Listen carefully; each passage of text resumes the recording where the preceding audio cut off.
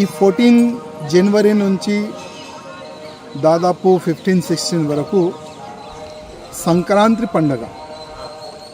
మన తెలంగాణలో సంక్రాంతి పండగలో గాలిపటం మనం ఎగిరిపించి చాలా వైభవంగా ఆ పండగ మనం జరుపుకుంటాం. ఒకప్పుడు దారం నుంచి మా దగ్గర మాంజా అని ఆ పదం వాడతారు. దారం నుంచి మాంజా తయారు చేసి ఆ గాలిపటం ఎగిరిపించేది. కానీ ఏ విధంగా సమయం మారింది ఆ విధంగా ఆ దారం కూడా మారిపోయింది. ఇప్పుడు ఏంటంటే ప్రత్యేకంగా గుజరాత్ స్టేట్ నుంచి ఈ తంగూజ్ దారం తీసుకొని వస్తున్నారు.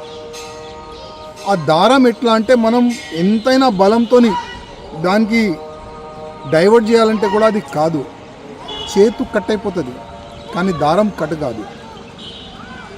గతంలో ఒక ఆర్మీ జవాన్ కూడా ఆయన మెడలో ఆ దారం వచ్చిన తర్వాత మొత్తం మెడ కోసిపోయింది, చనిపోయిండు ఒక ఆర్మీ జవాన్.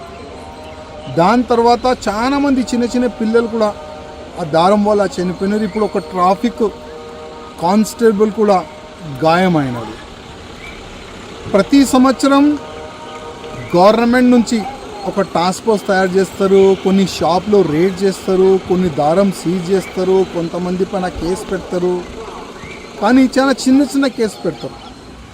దురదృష్టం ఏంటంటే ఒక 3-4 డేస్ ముందు కూడా చాలా వరకు కుంటలు కుంటలు దారం దొరికింది.